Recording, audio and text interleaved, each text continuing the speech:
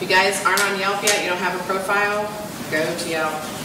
They also have, you want to make sure you populate your profile with as much information as you can, but make sure you drive people to the website. Again, you talked about people don't know what's on my website. Drive them specifically to a page on your website that you want them to know. Be proactive about your company's reputation on review sites. If there's a negative review, deal with it. You can actually send messages. You can post an answer to somebody's bad review.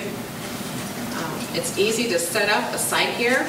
They have a lot of other information like metrics and business trends, and you can create a Yelp deal, which is sort of like a Groupon.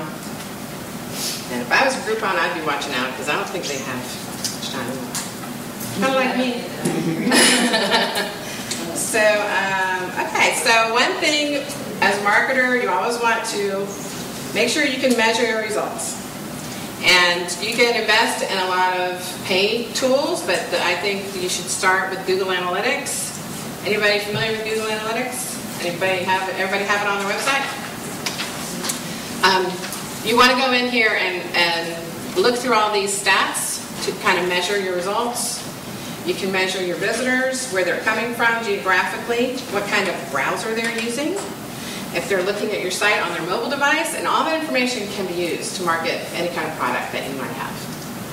Traffic is the same way. You can look at direct traffic, referring sites. Is your Facebook campaign working? Is your Twitter campaign working?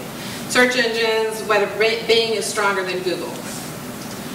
And then you also have content. You can find out where people are coming into your site, where they're landing, and where they're leaving. If they're leaving, you want to figure out why they're leaving. You can actually create goals down here where you have a goal. Let's say you have lead generation on your website and you want to find out how that lead generation is and how it's tracking. So you start from the beginning and then the next URL and then the thank you for when they sign up. There's a process to this. And Google has all the instruction on Google. In a second, I'm almost done. So these are my resources, and that I used in this presentation. The Future Simple blog, I think, is a really good one for small businesses, and also the analytics is right there. And user reviews, very important to business. So, any questions? Thank you very much. Oh, you're welcome. Yeah. Which blog sites would you recommend? You said not to use certain ones and you like others? Blogspot, like anything that is not hosted privately by you. Actually, the blog should be connected to your website because that's the whole idea of people coming through to your blog. If you're on Blogspot, you're way over here. You're not even connected to your website. There might be a link from your blog to your website. So I can have a subdomain with my server?